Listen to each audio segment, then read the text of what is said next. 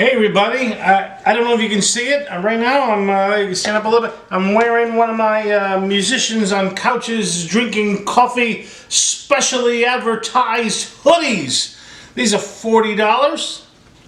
Anyway, here's another episode of Musicians on Couches. I haven't done one of these like this really in a while. We've had a lot of kind of national people, and and they are actually national because they've toured, I don't know, around the whole country, and with Texas and Indiana and Ohio and probably Wisconsin, of course the entire state of Michigan.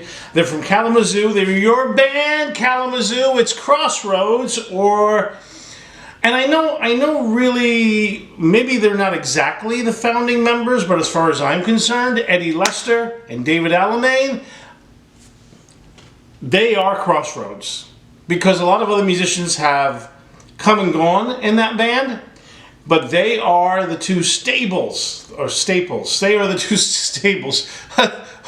You know what? This is live TV. Well, not really. I'm editing it, so I don't know. Anyway, so I thought I would interview them. You remember, if you from Kalamazoo, you watch this, I worked with them a few years back, and I worked for them about 5-6 years, and we toured and we played a lot and we did some CDs, and it reminded me of a song I did with them that I was a writer in that I forgot that I even did. Anyway, it's a really good conversation, and normally I do a lot of editing in the shows, and in this one, I think there might be a little bit just for long pauses and stuff like that, but or if we started talking over each other too much. But pretty much this is just a really fun conversation of three old friends talking, and there's a lot of good nuggets for you young musicians out there to listen to, because this will help you understand how the music business works. Look, I say this all the time. The music business is not for the faint of heart. You got to have some strength of character, because you got to keep going even when everything looks bleak. Anyway, I really want you to welcome and enjoy this interview. We're going to have some clips in there, and hopefully I can find some of me with them. I'm not sure. I haven't been able to yet, of visual ones. Maybe I can. But I hope you enjoy it. I stay tuned for the commercial. That'll be somewhere in the middle. And please order a hoodie or a t-shirt, so I'm not doing this show on the street corner. Anyway, welcome to a new episode of Musicians on Couches Drinking Coffee, and our special guest, here we go, Lester and David Allemang from that famous Michigan blues band, Crossroads.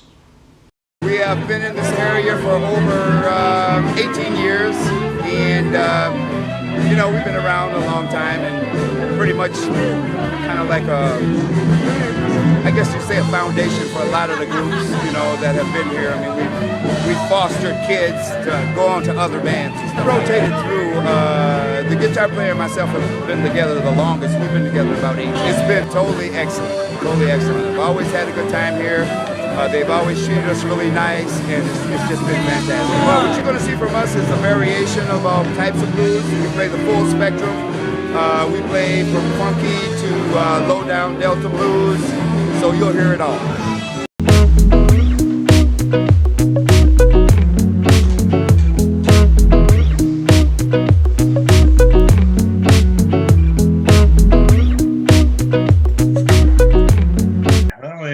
All right, let me start the recording.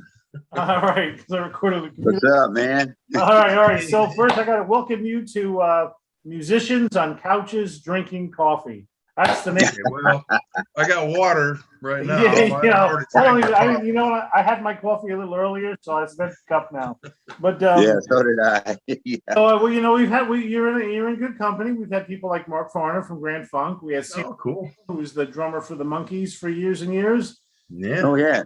Carmine Appice, who was the drummer for Rod Stewart, and a bunch of people. He's got his own thing. Yeah, we've had some big people, and we've had a lot of local people as well. And my last big one, what I was telling Eddie, was Felix Caviari from the Young Rascals. Sure, okay. And so he was a couple weeks ago. We did him, and I just keep it going, and we just kind of have a conversation and have fun. And so, and if you watch any of them, I put a lot of crazy clips. And if you got clips you want me to put in, you got to send them to me. Send them to email. All right. I'll Okay. pull them See off what we YouTube, dig up. and I just pull whatever I feel like I like. And if you don't like one, it's too late. So like if there's one you want me to put in, I wish you put that one. You got to send it to me because I don't know. All right. So the one thing I thought was cool about interviewing you guys together was because even when I got into Crossroads, you guys had already been together for quite a while. And and I went back looking through on YouTube, like all the years and years and years at their little clips of you guys at the IBS and the KVBA and all that. And that's the blues. For the people who watch that don't know, I got actually people who watch this that live in California. I don't know why. And Well, hey, maybe we need to book a show out there. yeah, and I got actually people in New York that watch it too. But anyway, what I was thinking was, so how did it all, like the Crossroads thing between you two start? Had you known each other before? Were you just kind of jammed? No, we actually met at the jam session at Wonderful. Yeah. Mm-hmm. And I had been playing with Crossroads for I don't know, a year or two before Eddie started showing up. And it was just a jam band. I mean, it was me and Doug Olson. You remember Doug? Yeah, I remember Doug. R.I.P. Rest in peace. And we had a drummer, Nancy Rogers, who actually kind of started the thing more or less. And then it was just a Thursday night throw together thing that we were doing. And then Nancy was that at Wonderfuls? Yeah, that was out of Okay. Wonderfuls. I never played with Nancy. Nancy? Oh, You're right. I don't know whatever happened to Nancy. I mean, she disappeared off the face of the earth. She's who knows. But anyway, she only lasted for a couple of months with Crossroads. Then we got Buck, and it was me, Doug, and Buck. And then Danny Willette started showing up. Danny and Joel Kraus, maybe you remember him. And they started showing up, and pretty much regularly, just and after a while, they just more or less became, or Danny anyway, just more or less became part of the band. And then we had a sax keyboard player named Screech. Yeah, his real name was David Pond, but he had this stage name that he created, Screech McCoy. And he played with us for a while until he actually got some tone out of his alto one day and gave himself a hernia doing it. Oh, no. And then pretty much, spelt the end of him. And then about that time, Tony Spruill started showing up. And, he was this young college kid, and he always bring a bunch of people with him. And so, and he played okay. He did pretty good. And so we let him get up and play. And then about that time, after he'd been there for a little while, then Eddie showed up. And Eddie showed up and got up there, and then it just Tony just kind of blossomed at that point. And then it became, okay, well, now we actually have something, that actually sounds right. Right. Well, when I joined, it was really like a 4-piece. Yeah. Well, right. So it was the 7-piece for actually quite a while. It was me, Eddie, Doug, Buck Blue, Danny Willette, and Tony. And Tony, yeah. Yeah. And we did that. Was it 6-piece or 7-piece? I don't remember. 6-piece. 6-piece. Yeah. And so we did that for probably about 7 years. And at that point, after doing that for a couple of years, we said, well, maybe we ought to start rehearsing or something. Maybe. And so we did that. And then, we just kind of became a band from there. And that lasted for a while. And then Tony and Danny split off and started doing their own thing, kind of like, fledglings leaving the nest, more, so to speak. And then about that time, then you joined the band. Buck had issues, so he was gone. And then you joined the band. Then it was the 4 of us, you, me, Doug, and Eddie. And that lasted for, I don't know, how many years? 6 years? Yeah, something like that. Yeah. And one thing I think you about left, and we got Fuego, who's still playing with us, Jeff Fernandez. He's still playing with us 15 years later.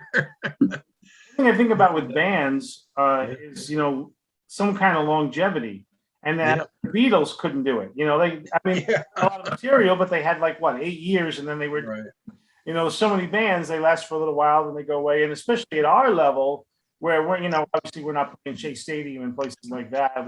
But Yeah.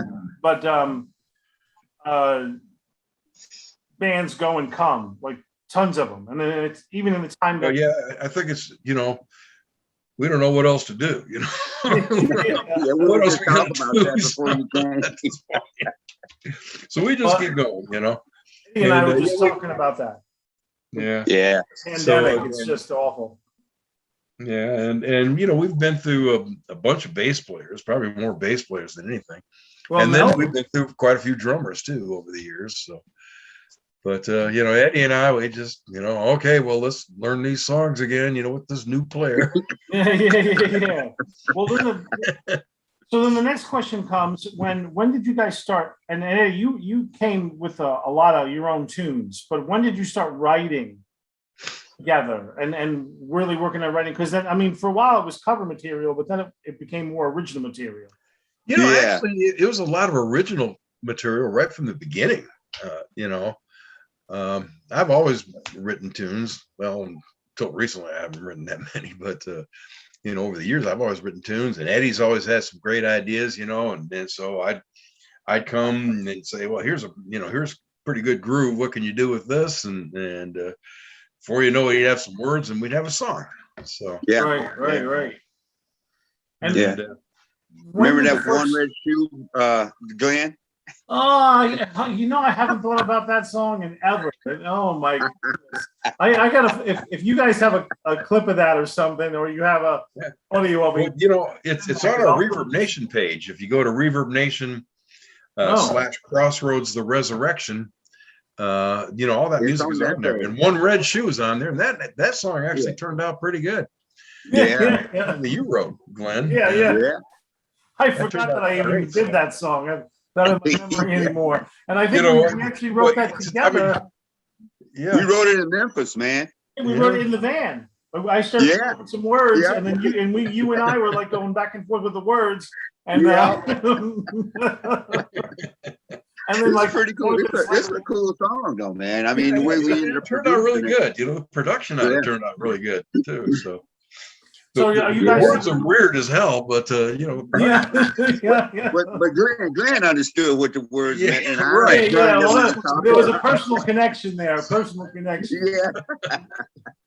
So are both you guys both originally from the Kalamazoo area, and I know Dave, you moved around a little bit, right? So talk about that. Yeah. Well, I got to Kalamazoo mid-70s. Yeah. Okay, go ahead. So did I. Mm-hmm. All right. And I came here to work. I was working at out at it was Upjohn then. It's Pfizer now, but it was Upjohn when I came here to work, and that was in '70. I think I started out there in '72. It's when I came to Kalamazoo. So I've been here a long time.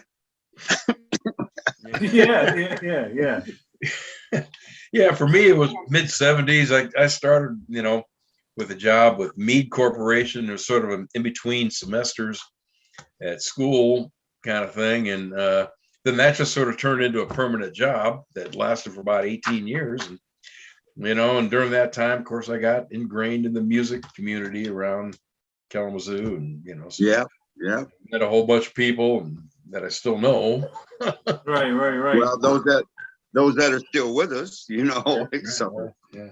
Well, and I had originally moved to Kalamazoo for that time because Kinko's was merging with FedEx, and that's right. Right, and a few of us had offered, if you want to stay, they really wanted to get rid of us. They wanted to get rid of all the old regime, but a few that they couldn't get rid of for whatever reason, they said, "Well, if you want to stay, you can go to Kalamazoo. We got a place for you there. Otherwise, if you're here, you got to leave." And that was a way to get me to quit, so that they couldn't give me unemployment. That was the corporate style, right? So then all I did, right. So I just said, this is my channel, so we can curse if we want. I just said, well, all right, then fuck it. I'll go to Kalamazoo. And I was such a bad employee because I would leave early and stuff and go to the jams, and that they ended up having to get rid of me, and I collected unemployment. One for me, baby. Then you were married to and Yeah. like real estate, Well, and then you were going to build this real estate empire for a while. yeah, for a little while. That's because that was her, but that's where One Red Shoe came from. So Yeah. That's where that came from. I'll look on Reverb Nation. I'll find that to put it in this show. So, Yeah. so let's talk about Wonderfuls a little bit, because that's where I ran into you guys. Yeah. The thing I did when I got to Kalamazoo was I asked people, where can I go to see the musicians and play with them and jam? And they said, there was only one answer from everybody at that time, although that's not even there anymore, right? Wonderfuls. No, it's gone. No, it's a weed shop now. So I guess that's a dispensary. Yeah. Provisioning center. Anyway, so I went down. That's where I met you guys. So when did you guys, or Dave, you said you were doing that first, right? When did that start with you guys doing a jam at Wonderfuls? How many years? 1992. Wow. Yeah. So 30 years ago. Were you invited down? Did you bring your band, Crossroads, or? Well, no. Actually, I ran into I don't remember, either Doug or Nancy at another bar in town. You know, they were having like, I don't know, something going on there. And I just ran to the bar and they said, well, hey, you know, we got this thing we're doing on Thursday. We need a guitar player. Do you want to come do it? And I said, well, yeah, of course. And that's how it started. So who was the manager then? Was the guy, what was his name? Jerry, yeah. And yeah. I can't remember Jerry's last name, but yeah, he was the original Mr. Wonderful. Yeah. So all right. Ran into some legal issues. You know? Yeah. He was too wonderful. Yeah. Yeah. There were a lot of legal issues back then. So, yeah. Right. But you know, Wonderfuls, that was a really unique place. I mean, it was probably the most integrated bar I've ever seen. You know, you had everybody from all walks of life down there. Yeah. And they were all there because of the music. You know, that's what drew everybody together, was the music. And I can remember it because it's like 3 deep and 4 deep at the bar sometimes on a Thursday night. On a Thursday. People having to get up the next morning for work and stuff, but they were there and they didn't know what was going on. And sometimes the line of jammers, oh my God. I remember thinking, you know, you had your regulars and then you had like the other 35 people that you never met before. Yeah, it wasn't, you know, we tried to accommodate everybody, but it didn't always happen. I mean, it was just impossible. Somebody was always angry at the end of the night because we didn't give enough. Oh, yeah. Usually, you know, if we only pissed, you know, 1 or 2 people off, we figured we did pretty good. Yeah. But, you know, but the thing is, you know, our whole approach was to create good music. I mean, you know, we didn't want the quality of the music to suffer too much, like it would if you just threw things against the wall. You know, so we tried to pick and choose and get the right people up together. And because I mean, the people were paying a cover charge and they were expecting to hear good music, and we wanted to do our best to give them that. And and so, especially with drummers, you know, maybe you remember the first time you played, you know, I'd say, okay, look, you got 1 shot here, you know. Right. Grooving, then, you know, we'll make it happen. We'll keep going. But you know, boy, there's nothing that'll destroy a whole groove, you know, quicker than a drummer. Oh yeah. And so, you know, we'd always keep like the regular drummer on standby. Okay, look, you know, if we need you need to kind of pop back up here. But you know, we tried to be accommodating to everybody. Well, and it was actually pretty good that you guys would put also more than 1 jammer up at a time to keep the line for a long time. Yeah. Right. But you know what? Here's another secret: is we would always try to keep, unless we knew the people really, really well, we would always try to keep at least 1 member of the rhythm section up there. Right. You know, because then you had somebody who could kind of hold the thing together, you know. Yeah. So have a basis anyway. So yeah. Well, one of the songs I've been looking for online to try to put in this show, and I haven't been able to find it, but I'll look on Reverb Nation, I guess, is my favorite Eddie Lester song, and that's, although we all kind of contributed, with Funky Basin. Oh yeah, that's on there. That's on there. I have not been able to. Well, on just regular YouTube, I can't flip. But I'll look, because that was a lot of fun. That song. So our, Yeah. That song is on there, and you know, in fact, we had a gig on Friday, and we played that song. oh, all right. So we're still playing that song. Yeah, really. The People basement's still dead. ask for it. So Yeah, the basement's dead, but you guys are still doing it. yeah, it's kind of interesting how that song came about too, because it started just as an instrumental sort of jam song, you know, that we'd play as a break song or whatever, and that went on for a while, and then for some reason or another, we needed to make a set list. So, you know, I'm thinking, well, okay, what are we going to call this thing? You know, so then I thought, well, where did it develop at? Was it invented? And I thought, okay, Funky Basement. So I wrote that down. And Because it was funky. because that was pretty much described the place. And then you know, a couple weeks later, you know, Eddie and Tony, they're both looking over this song list, and they said, Funky Basement, what's that? I never heard of that. And I said, well, it's that, you know, it's that little jam song that we're doing. And then about a week or so after that, here comes Eddie, and we're playing that song. And here comes Eddie, starts singing it. And it's like, oh, and then the next thing you know, they're naming the bar after it. Oh yeah. Really. Did you just ad lib the words there on stage, Eddie? Actually, I started thinking about it because it actually, you know, it relates to the first time I ever went down there. And so I started doing it, and then I started listening to the rhythms and everything, and then half of the song did come to me on stage, half of it. But the other half didn't. Once I got that structured, then I sat down and actually wrote the words and tried to remember them every time we played it. You know how that is. Yeah. So I remember when I first played it, I just remember thinking, I'm gonna, because it was kind of loose, and I thought, I'm just gonna do the Purdy Shuffle, because I never get a chance to play the Purdy Shuffle, and that's where that little weird funky shuffle that I had thrown in. Yeah. We recorded oh yeah, that on it, right? yeah. There was some disc that we put out that had that song on it. Wasn't there one? Yeah, I think we might have recorded it a couple times actually. Yeah, I think so. Once we did it live, and then we also did it once in the studio too, I think. All right. So, So yeah. how many? I'm not 100% sure, but I think it might be on Reverb Nation. So. Oh, all right.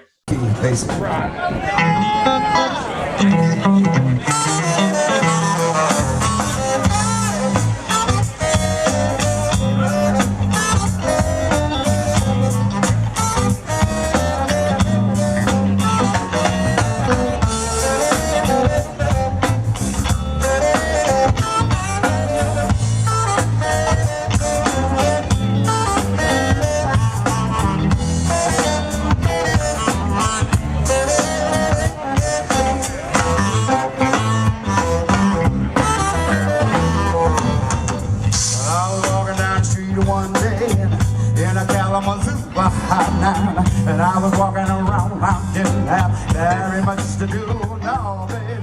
Well, I went down. I'll email you guys if you have something, if I can't find it, because I really want to put it in the show. Okay. I throw a bunch of little clips of stuff. So how many discs do you guys have out as Crossroads? What is that? Is We that were it? talking about that the other day. I think there's it's something like 4, Three and a right, half. Dave? 3.5. Yeah, that one that we printed up everything ourselves and Yeah. labeled it and everything. That was that one that had the railroad tracks on it. Had the Well, the railroad tracks. No, that was the first one. Was that the we first did. one? Yeah. But then we did that other one where we recorded most of it in that place in Detroit. And there. oh Yeah. yeah, that one. Yeah. Yeah, did we ever press that thing though? I think we Limited. just There got a was master few, disc. yeah. And Wasn't there the live one we did at the in and Wonderful? then there was the live one. Yeah, that was Yeah, the one. there that was you the were live one. playing. That's okay. What were you saying? saying Yeah, that that's the one. And you remember, you know, what we did for that one is we bought a keg of beer and brought in some pizza Oh, yeah. or something like that, Sandwiches and stuff. and made a big event out of it, and invited everybody down to have some free beer, and the place was just packed. And when we did that recording, Yeah, that was Kevin Brown. Yep. Yeah, Oh, that was yeah, Kevin. yeah, Kevin Brown. Yeah. Yeah. He passed too, right? He Yeah, passed. yeah, Yeah. was- He fell off a scaffold, man, and Yeah, That's he was right. killed got tragically. messed up. Wow. Yeah. So have you You guys remember- ever done, each of you, like Eddie, have you ever done a CD apart from Crossroads, just doing the Eddie Lester stuff? Yeah, I've done. I did two of them. I did one called Raw, and I did one called Funky Basement Blues. Oh, I did that one. Yeah, I did that one in England. That the Funky Basement Blues. I recorded that at a studio in England. oh, okay. So when did you get to England? When did that go? When did that happen? Shoot, that happened around 2008. Yeah, Long time 2008, ago. 2009. Yeah, 2008, 2009. What Remember, brought you we were there? gonna- Did you go as a? Yeah, where did you go? We were going to try to go. Remember, we were trying to get, because it was me and you and Dave and Doug, and we was going to try to, we could never get the thing set up where we could go there and them, take care of everything. And so we just kind of let it go. And so I got in contact, the guy that actually booked it up. He's dead now. He died. It was, and then I ended up doing with a guy named Derek White, and bass player. And I went over there. I had a band called Eddie Blue and the Ravens. Oh, And yeah. and that's that CD at Raw. It's called Raw. That one, and then the Funky Bass and Blues one I did with a backing band. I did it with the bass player there in England. I used his group. That's who I was over there with. I was with them, fronting them. So.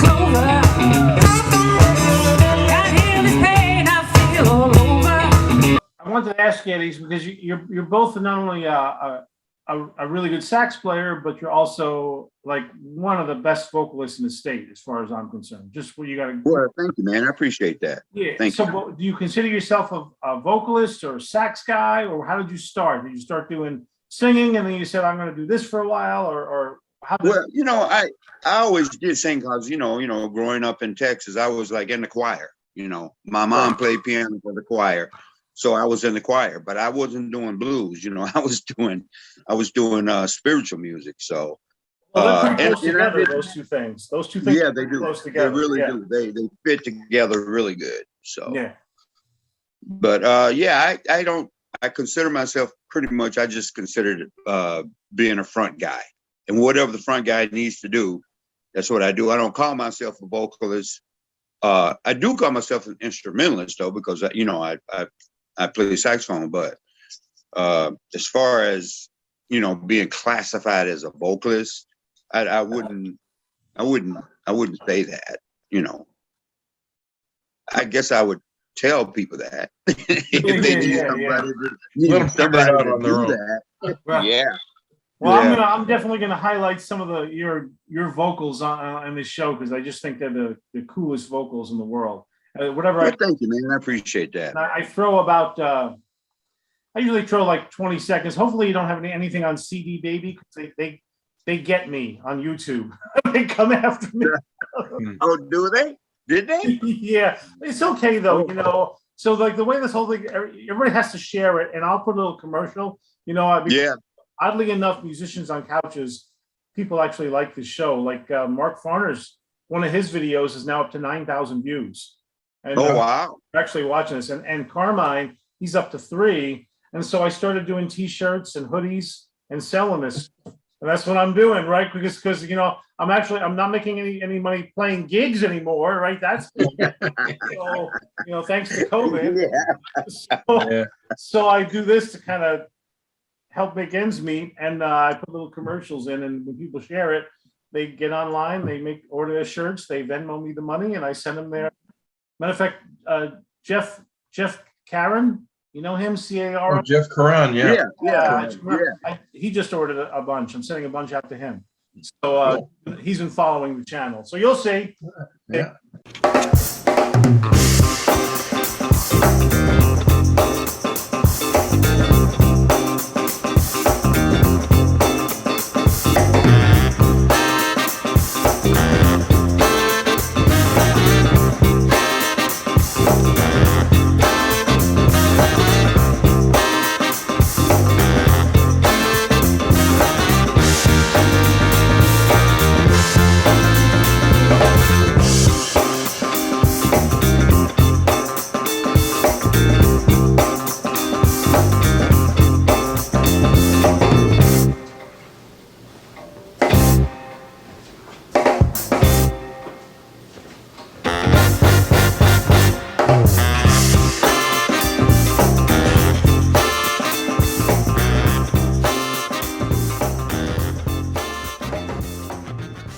So Dave, when did you start playing guitar? Young kid, or were you teen? Yeah, I was 12, probably 11, 12, something like that.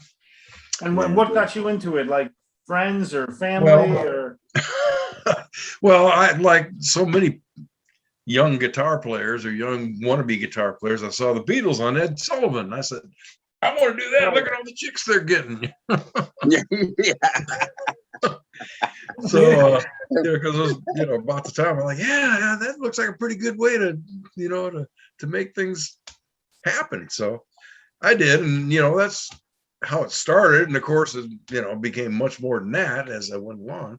Right. What I was doing, but and it's become a lifelong passion. I mean, just studying, music, not just the guitar, but just studying music in general. Is the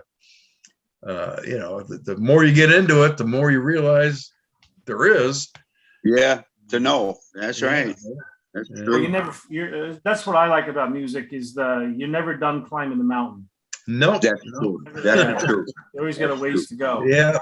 Don't even think about actually getting to the top. So nobody's at the top, right? No. Where you are, you can look up and go, I got. Oh yeah, that's somebody else. There's always going to be somebody that just when you think you're getting good, there's always going to be somebody to knock you down. And that's I'm not saying that in a bad way, because that's what motivates you. That's what keeps you hungry. Keeps you hungry. Say, Glenn, you remember that song Queenie? Queenie, yeah, kind of. I never. A little bit. Yeah, that's on Reverb Nation. Yeah, that's on there. Okay. It's that song where we drop that beat. You remember that? I'll have to listen to it again and remember it. Yeah, because we said I didn't remember. I wrote one Red Shoe and I didn't remember it. So So for whatever reason, when things were good, I've been on a lot of different CDs, and I honestly have none that I've been on in my own possession. Like I just don't, for some reason, I just move on to the next thing. Like sometimes people share it, and I like what I did. And I go, oh, I'm glad. Like Greg Nagy, I'm on a couple of his CDs, but I don't have any in my possession. Like Lady Sunshine, I'm on 3 of her CDs. I don't make sure you listen to Wrecking Ball too, because that's you on that one. Yeah, I love that. Right. Wrecking Ball on that. All right, I'll listen to some of it but I remember like grooves that I did that I liked. Like I liked the groove I did on Funky Basement, and I remember one Slippery When Wet. Yeah, that was a cool one.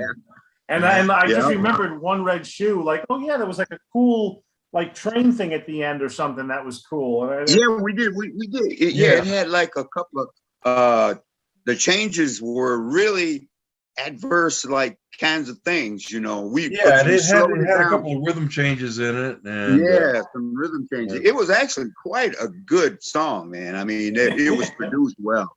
Yeah, it was pretty good. And the other one is Sammy's Samba. Sammy's Samba too. Remember that one? I forgot all about that one. Yeah, I hated my playing on that one. I couldn't stand my playing on that one. I just remember I hated listening to it. That's right. You kept. No. This is not right. I'm not getting this right. Yeah. I didn't like it. It's pretty good. Yeah. Well, it's one of those things where I don't know. If I look at all the shows I've done in my life, most of them, the audience, I always think, okay, I fooled them again. You know. I know that feeling.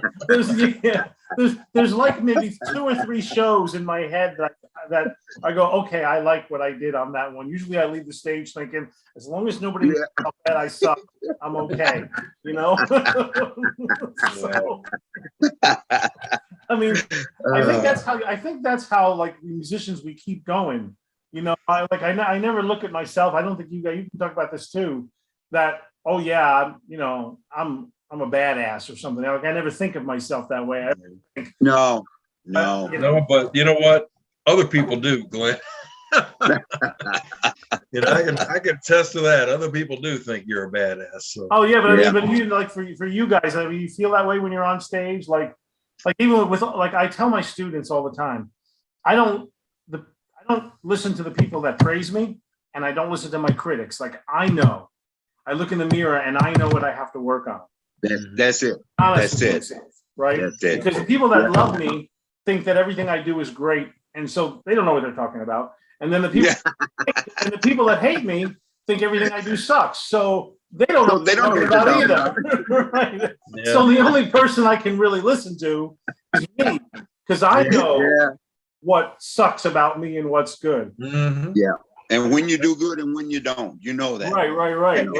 Yeah. And you know what else I've noticed is that it's all peaks and valleys. And when I'm in a valley and I'm feeling the most frustrated is typically when I'm learning the most. Yeah. And then you learn that, and then and then you have a breakthrough, and it's like, wow, man, you feel really good for a minute, and then you go back down, and it's like time to learn again. Yeah. That's good that you shared that, Dave, because a lot of my students watch this, and I tell them all the time. So like I know when I'm feeling that way about my playing, a lot of times it's right before I'm to break through into something new. Exactly. I'm unhappy with what I'm doing now, and I'm trying to find like I don't know, you've probably been there where like I feel like every night I'm just repeating the same stuff I've done 1,000 times. Oh yeah, man. Yeah. Yep. Man. That's true. Absolutely. Yeah. And then you start looking for that new road, right? Yeah. Then you find it. And then while you're trying to figure out the new road, you think, oh man, I really suck at doing that. Like, you know what I mean? But I need to get better. And that's when you grow. That's when you grow. That's together. That's when it gets better. Have another breakthrough. Yeah. So what's on the horizon for Crossroads with the pandemic? Have you guys, let's talk about that for a second. I mean, killed me. We've actually been the last year, we've been gigging fairly steadily. That's good. And, where have you been gigging? What's been open for you guys? Nothing. Huh? Well, there's a few places. I mean, we just did a gig at the Old Dog Tavern here in Kalamzoos. Oh, that I got I'm on your Facebook site. I saw that. Yeah. And we're hosting a jam session there one Sunday a month. Oh, all right. As Crossroads? That'll be next week. That's Crossroads. Yeah, it's Crossroads. We've got a bass player. He actually just joined the band just maybe like a couple months before the pandemic hit. So he did a couple of gigs with us, and the pandemic hit. Of course, we didn't have any gigs for a year and a half. And now, and then we started working with him pretty steadily last summer. And then he had to go down for heart surgery. And he had some major surgery that put him down for a couple months. So we really didn't book a lot for that. We got some, substitute bass players that can fill in, but we didn't really concentrate on doing a lot of booking. But now he's back, and so we're starting to get some kicking up again. Yeah. You remember where M89 was, Glenn, over in Otsego? The name of that again? M89 bar. Oh yes, I remember that. I remember Plainwell, right? Yeah. Otsego. Yeah. Well, there's another. Now there's they opened a bar next to that. Now M89 is closed, but I heard that that the guy that opened the other bar next to it is going to buy the whole thing and open it. It's going to be like a mega bar there. I don't know. I hope he knows what he's doing. It is an Oswego, you know what I'm saying? The place where that is open is a place called Liquid Note. Yeah, and it's a great place. I mean, yeah, he's got really, did it right. Set it up as a music club, and it's a fun place to play. So we'll be there in a couple weeks. All right. Yeah. Well, before the pandemic, I used to do like every 3 months with Greg Nagy at the Union. Huh? The Union. Yeah, I did that several times with him. Like every closed. He would come down. Are they still happening there? Or are they closed? Pandemic closed them down. Yeah, the pandemic shut them down. I did that They with couldn't. Greg, Jim Alvarez. That's what I mean. So here, really a lot in the Detroit area. So Eddie and I were talking about this before you came on, Dave. So many of the clubs have closed, and there's a couple of clubs that have stayed open, but you got 200 bands that are all trying to get in these clubs, and honestly, I'm sort of checked out of it a little bit. I got to find a new way because I just don't want to wait. I don't want to go from doing 1 gig a month. Festivals are coming though, and I do a lot of those with Tasha Owens. You've heard of her, right? You guys have heard of her around the name rings a bell. Detroit Diva, and festivals will come, and that'll be all right. But I was telling Eddie, like, I'm thinking maybe it's time to relocate just because there's just no work here.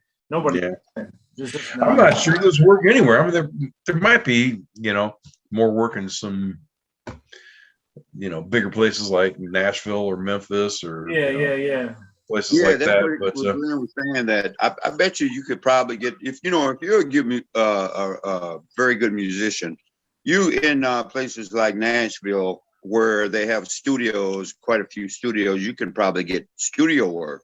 Yeah, I don't know about people trying to put touring acts together too. Together, yeah. Any touring on the horizon for you guys? Like we did a couple of little tours. We used to do that Corona thing. Remember the Corona bar? Yeah. It was with Renee Miave and right. us, and I forget who else was on that. Was it just him and us? Was that the 5 of us? Yeah, I think it was just him and us. Mm-hmm. If I remember correct. But I remember we always used to, we'd be following around bands like Mojo and the Boogeyman and the Alligators, and it seemed like everywhere we were playing, those guys were playing too. So sort of. Yeah, E.C. Scott. Yeah, she was out there on that kind of on that circuit too. Well, so, you guys really covered Ohio, Indiana. We went to a few times, right? And Indiana, didn't we do that club? A couple yeah. Now you mentioned that. What was the name of that, Dave? You remember that one? I thought it was Skips in Angola. Skips in Angola. Yeah. Angola, yeah. So you guys really covered the state of Michigan and then Indiana and Ohio. So you always had like a plethora of gigs open to you. For a while there.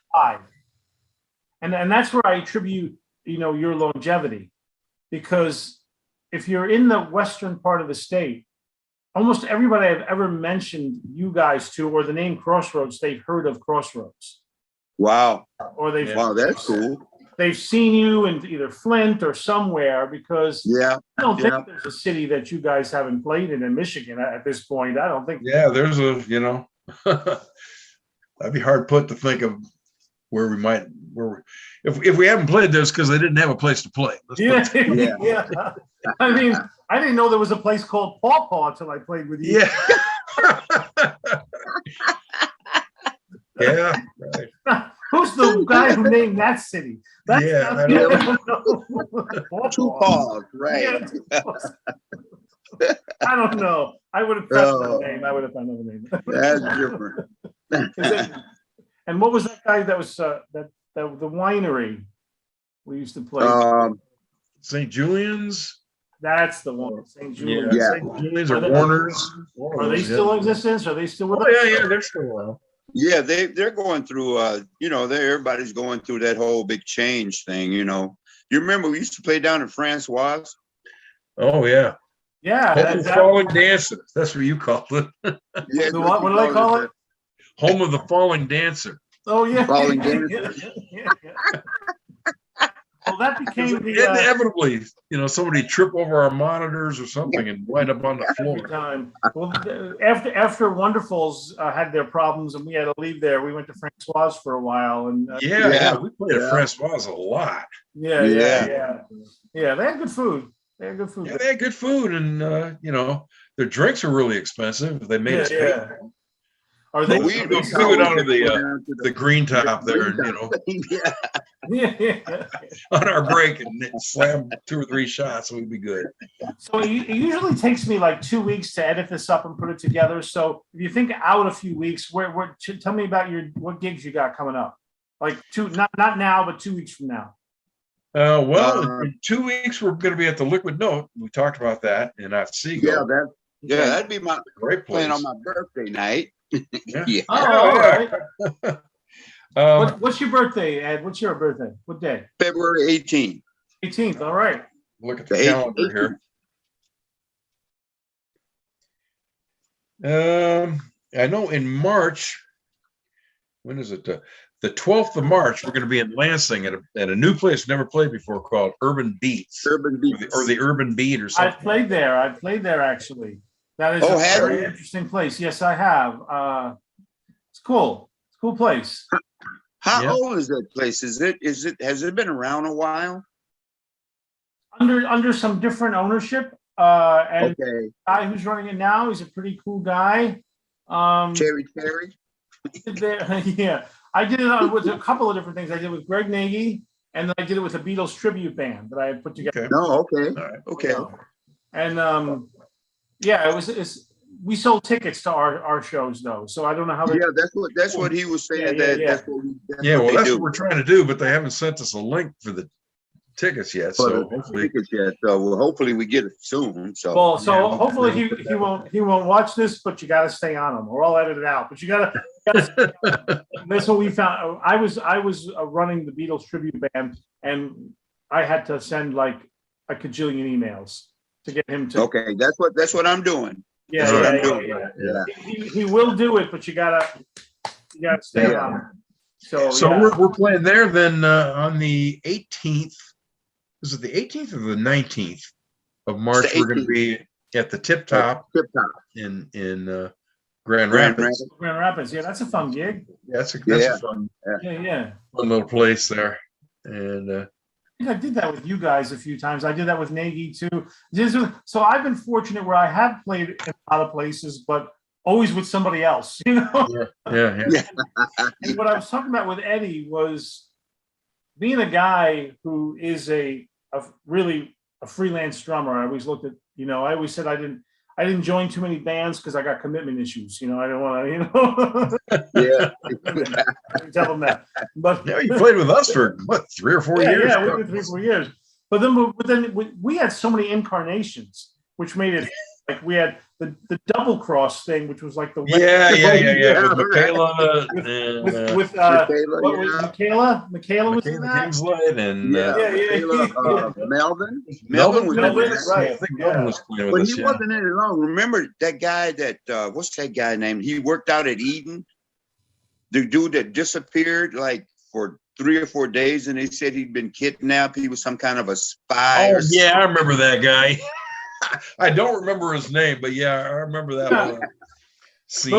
And then Eddie, I played with you on that Sunday brunch thing that we used to do at the course, where we would just do like all blues and Miles Davis tunes, and so. Oh yeah, that's right. Yeah. And so for me, really, it's about playing a lot of different styles at different times. Like, and I'll admit this to everybody, and people know this: if I do one thing for too long, one sound, I just start to get bored with it. And I want to bring it, because even when I approached Crossroads, the grooves I would come up with was because of all the other influences, right? All the other stuff that I like to take in. Like there was jazz in my there's rock, there's funk. So I like to do that. So if I'm stuck doing one sound or one thing, my mind starts to wander, and I start to think about, I'm not there anymore. So that was what was cool about your gig, is even though it was like a bunch of interconnecting circles, even with the Los Bandits thing, we were sort of part of that, sort of not. We did the State Theater with them. I think, Eddie, you were on the gig with the State Theater. Yeah, I think so. Yeah. So it wasn't boring at all, you know, because I went to with them to Texas that one time with Renee and Guillermo, right? And so plenty of things to keep my mind occupied, but it was easier because every band had its own sound just to move around, you know, just play. Kind of interconnected though. Yeah, they were still interconnected. And so I've got to play around the state all the time with different people. The problem is now it's sort of hurt because there's so few gigs. Guys are using their regular drummers all the time. So I have to call my family, my Italian family, and have some of those guys taken care of. Uncle Vito, I remember Uncle Vito. So. A little thing entitled "They All Ask for You."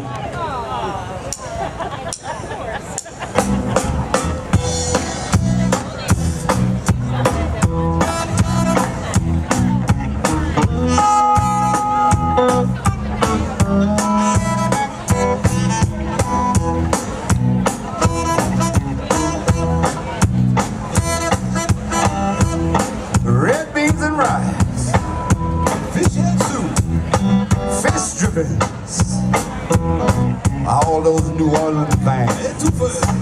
Hey, la la la la la. Well, I went on down to the Audubon Zoo, and they all asked for you.